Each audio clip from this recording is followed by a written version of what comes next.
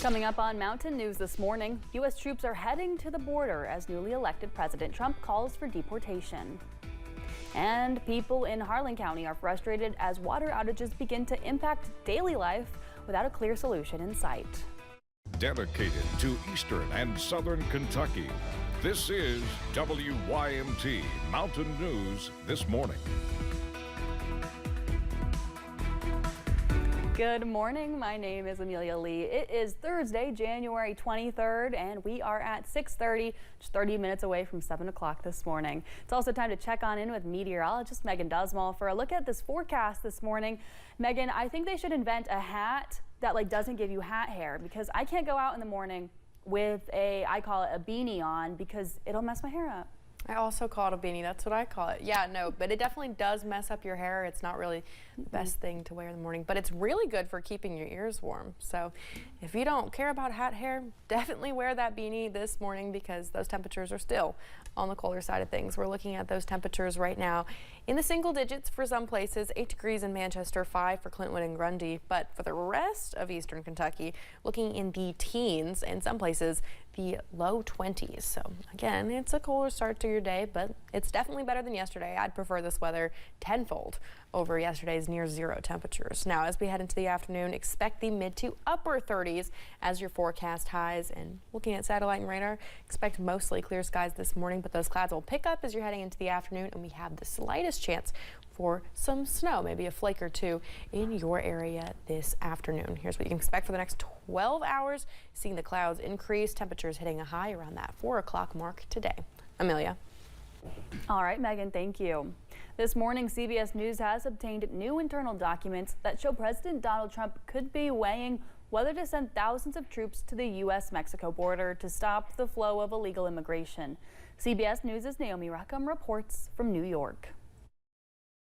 There are new details on President Donald Trump's efforts to crack down on illegal immigration. 1,500 U.S. troops are heading to the southern border, a number that could explode to as many as 10,000, according to an internal memo obtained by CBS News. Internal documents also direct border agents to immediately deport migrants who cross into the country illegally without allowing them to request asylum. And they instruct the Justice Department to investigate any instances of local and state officials obstructing Trump's enforcement policies. On Fox News, the president railed against illegal immigration and sanctuary cities. We're trying to end them, and a lot of the people in those communities don't want them. This was a gross miscarriage of common sense to allow people to come in. Dozens of communities around the U.S. are now fearful of ramped up immigration raids. What's going to happen tomorrow when I wake up and take my kid to school? Am I going to meet them ICE there? Also last night, President Trump suggested getting rid of FEMA,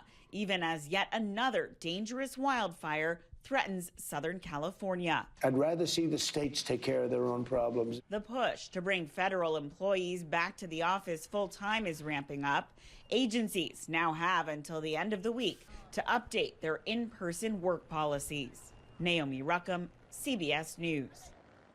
Today, a federal judge in Seattle will hold a hearing for one of multiple challenges against President Donald Trump's order that attempts to ban birthright citizenship for the children of undocumented migrants and temporary visa holders. This lawsuit was brought by attorneys in general in Washington State, Arizona, Illinois, and Oregon. More than 20 states have filed legal challenges against the order. President Donald Trump signed several executive orders on his first day in office. 2 of them follow through on his long-held promise to take a tough stance on immigration. Lexington immigration attorney Heather Hadid says her office heard reports of ICE officers in the area, less than 1 day after Trump signed an executive order aimed at addressing what he calls an unprecedented flood of illegal immigration during the Biden administration. We have areas in town that are known to be, densely populated with, the Hispanic community, and we are seeing that ICE is targeting those locations. Another executive order signed by President Trump would seek to end birthright citizenship. Hadid says she's worried about the immediate and long-term impact of these executive orders.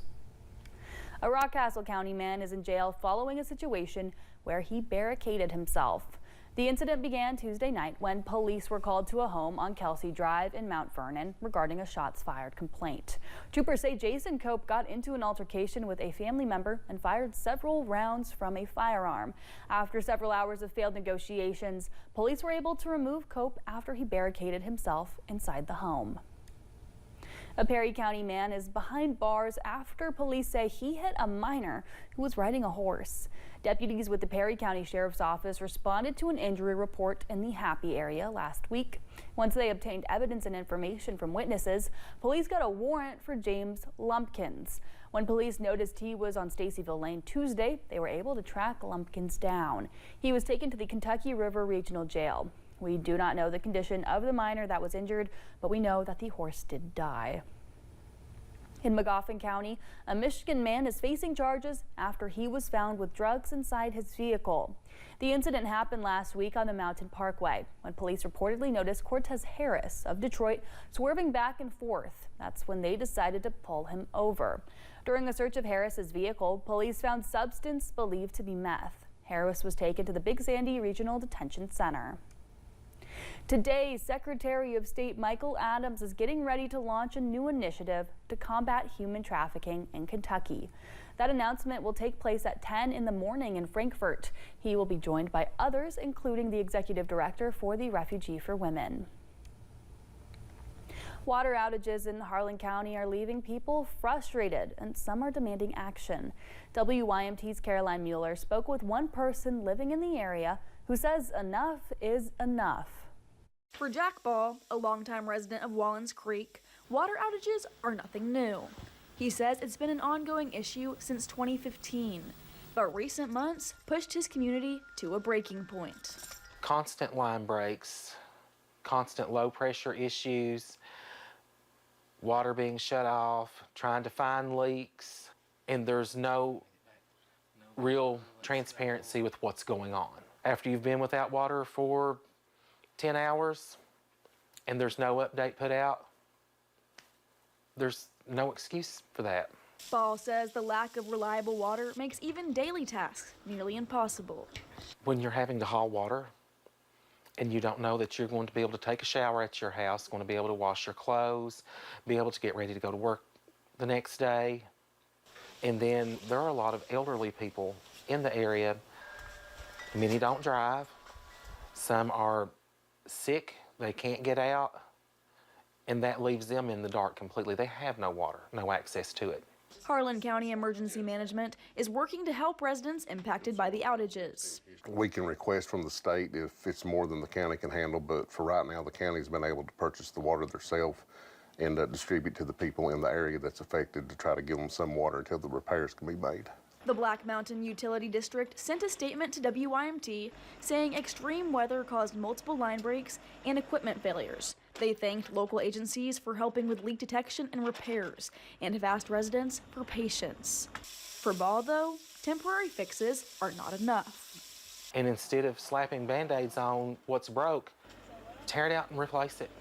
It's not acceptable. This is 2025. We should be able to do better. Ball hopes to see a long-term solution so his community can finally rely on the water they pay for. In Harlan County, Caroline Mueller, WYMT Mountain News. Ball says oftentimes when they do not have water that's not drinkable, and the issue has become so common, he and his wife keep a stockpile of water. HousingCan'tWait.org is up and running for flood survivors. Governor Andy Beshear says crews are starting to work on houses throughout eastern Kentucky in higher ground communities. He says there are more than 300 houses already built or repaired, with 2 high ground sites that people are already moving into in Letcher and Floyd counties. We want to make sure those that went through the worst, that lost their home, get in their new Kentucky home at a place where it'll never flood and where they can always feel safe. As of last week, Governor Beshear says at least 100 folks already filled out the interest form online at HousingCan'tWait.org, but he encourages more flood survivors to apply.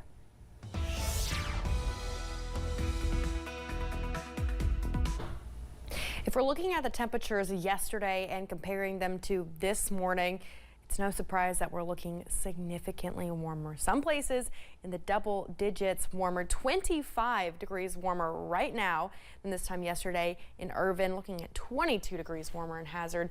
Another 25 as you're heading towards Monticello, and it's a little bit not as warm as you're heading more toward the southern portions of our area. Only 5 degrees warmer right now in Middlesboro, Jonesville, and Jacksboro. Now, current temperatures are in the teens and 20s, seeing some single digits across the area, and we do have no chance of precipitation this morning, so there's some good news there. But we do have a chance of snow as we're heading into the afternoon. Heading to the bus stop, here's what you can expect. Temperatures as you're heading to school are in the low 20s, seeing those clearer skies, and as you're heading home in the upper 30s, some places seeing that chance for some snow. Stay with us. More mountain news and weather is on the way.